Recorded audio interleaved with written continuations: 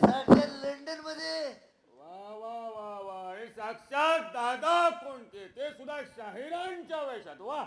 अहो झाले काय इथे काहीतरी इंटरनॅशनल फॉलम फूक चाललंय कळलं म्हणून मी इथे आलो.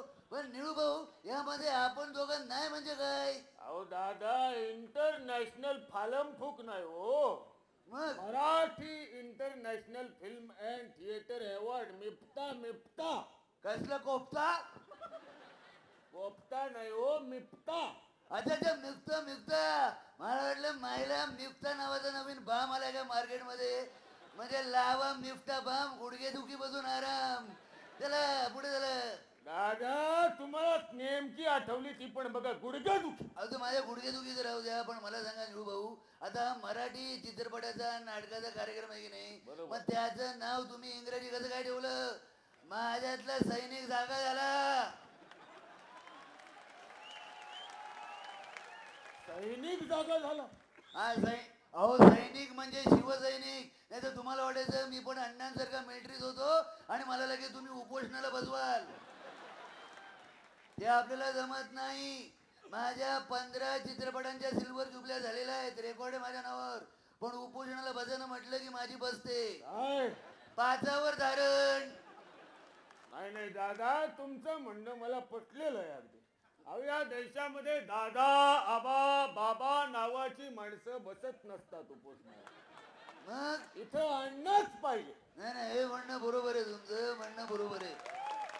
पण पण मला सांगा भाऊ मला सांगा आता इंग्रजी नाव ठेवलं म्हणून त्या मांजरेकरांची कंप्लेंट करायला पाहिजे की नाही साहेबांकडे. मला सांगा कुठल्या साहेबांकडे कंप्लेंट करणार त्यांची. का अहो हे मांजरेकर नावाचे सद्गृहस्थ तिन्ही चारी साहेबांच्या गोटात फिरत असतात. ओ तरी तिच्या मायला 4 वेगवेगळ्या रंगाच्या कोटात पण फिरताना दिसतात. नाही पण इंग्रजी नाव म्हणजे लय झालं की नाही. आता दादा तुम्ही मगापासून बोलताय पब्लिक पण बोलताय. तुम्ही सुचवा एखादं मराठी नाव या कार्यक्रमात.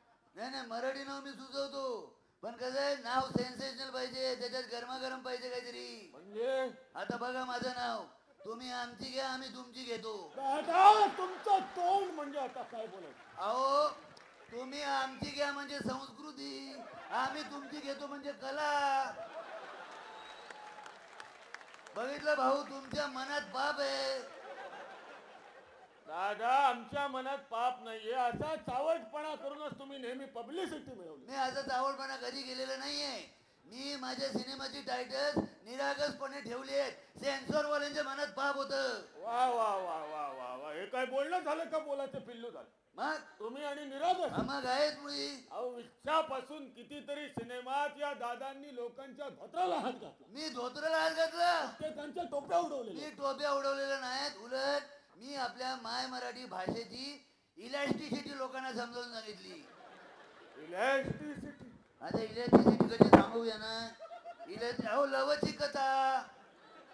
आता इंग्रजीमध्ये लवचिकता कशी सांगू.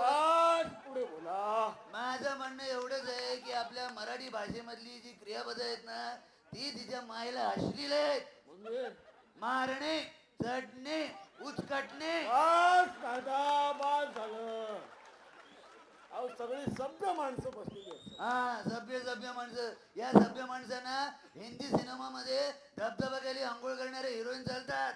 पण माझी गरीब बिचारी हिरोईन आंघोळीला बसते आणि गाणं म्हणते औंदा जग वरीस बाई मी 16व गाठलं 16 आटली अंगाला आणि कापड का फाटलं असं म्हटलं तर लगेच त्यांना वाटतं डबल मिनिंग.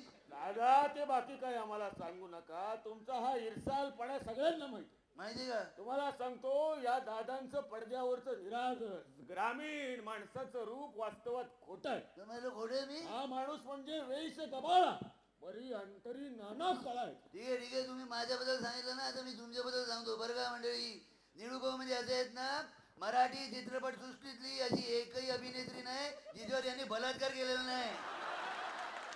दादा काय बोलतो तोंडाला इथं. अहो खलनायक म्हणून नायिकेवर केलेला बोलतोय मी प्रत्यक्षात नाही.